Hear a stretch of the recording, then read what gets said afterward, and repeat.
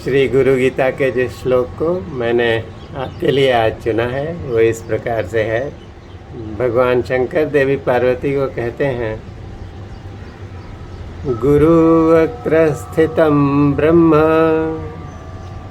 प्राप्यते तत्प्रसादतः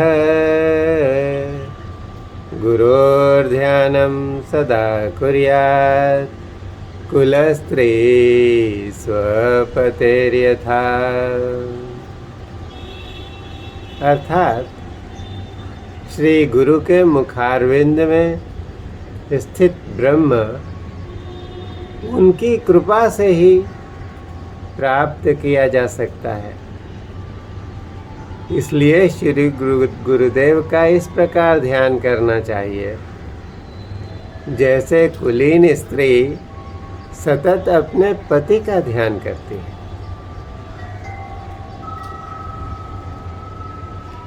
बहुत ही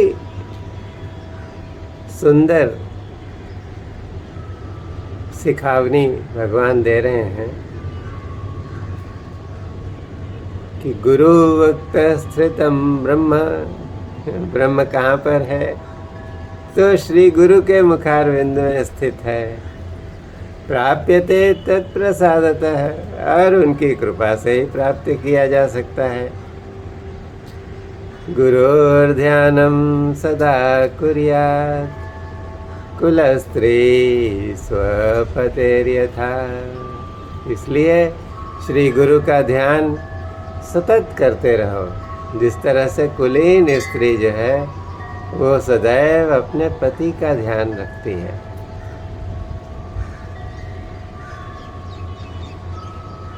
गुरु वक्त्र स्थितम ब्रह्म, किसी से निकटता कहाँ से होती है?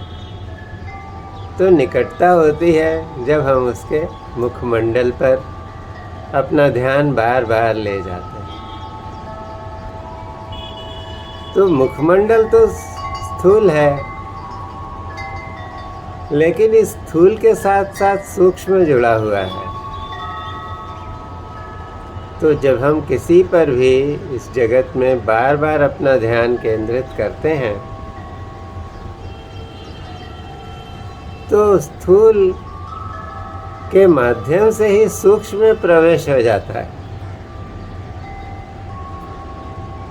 इसलिए महापुरुषों पर ध्यान बहुत ही कारगर और उपयोगी है। पतंजलि के योग सूत्र में कहा गया है, वीतराग विषयम वा चित्तम।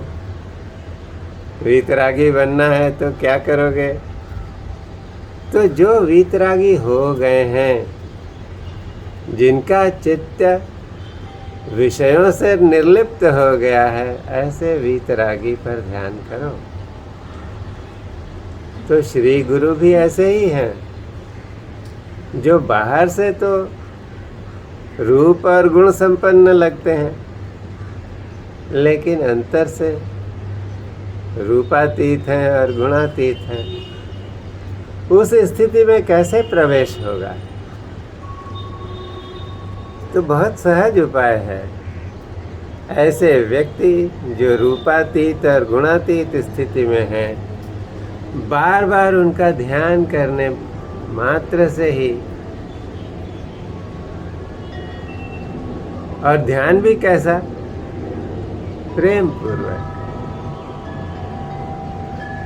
जिसको हम अंग्रेजी में कहेंगे तो अनब्रोकन, अविरल धारा में ध्यान हो।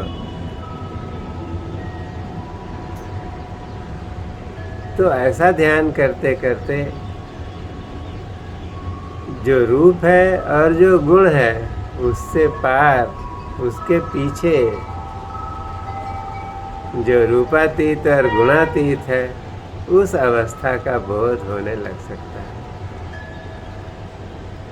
इसीलिए श्री गुरु गीता में भगवान उपदेश में कहते हैं, गुरु वक्त्र स्थितं ब्रह्म प्राप्यते तत्प्रसादतः गुरोर्ध्यानं सदा कुर्यात् कुलस्त्री स्वपतेर्यथा। तो इसमें हमारे प्रायोगिक जीवन के लिए, भौतिक जगत के लिए भी एक बहुत बड़ा संदेश है कि जहाँ कहीं भी कोई अच्छा गुण मिले जो अनुकरणीय हो, हमारे अंदर नहीं हो, तो बार बार उस गुण पर, उस गुण के धारक व्यक्ति पर ध्यान करो। वह गुण तुम्हारे अंदर अपने आप ही प्रस्फुटित हो जाएगा, तुम्हारा कल्याण हो जाएगा। आज इतना ही। श्री गुरु की कृपा आप सभी पर सतत बनी रहे। नमस्कार।